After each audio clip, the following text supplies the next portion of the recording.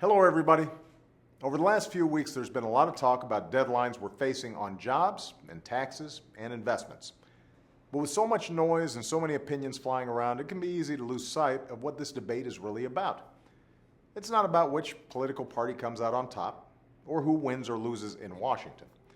It's about making smart decisions that will have a real impact on your lives and the lives of Americans all across the country. Right now, middle-class tax cuts are set to expire at the end of the year. Time's running out. And there are two things that can happen.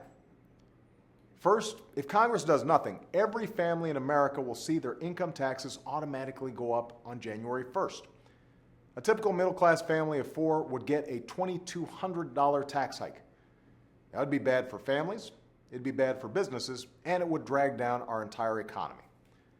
Now, Congress can avoid all of this by passing a law that prevents a tax hike on the first $250,000 of everybody's income. That means 98% of Americans and 97% of small businesses wouldn't see their income taxes go up by a single dime.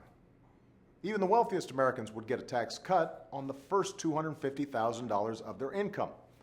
And families everywhere would enjoy some peace of mind. The Senate has already done their part. Now we're just waiting for Republicans in the House to do the same thing.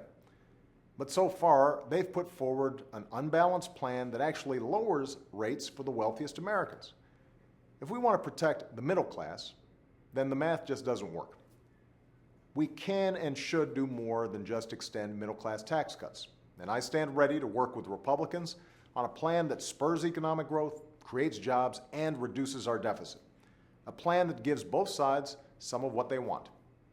I'm willing to find ways to bring down the cost of health care without hurting seniors and other Americans who depend on it. And I'm willing to make more entitlement spending cuts on top of the $1 trillion in spending cuts I signed into law last year. But if we're serious about reducing our deficit while still investing in things like education and research that are important to growing our economy, and if we're serious about protecting middle-class families, then we're also going to have to ask the wealthiest Americans to pay higher tax rates. That's one principle I won't compromise on. After all, this was a central question in the election. A clear majority of Americans, Democrats, Republicans, and Independents, agreed with a balanced approach that asks something from everyone, but a little more from those who can afford it the most. It's the only way to put our economy on a sustainable path without asking even more from the middle class.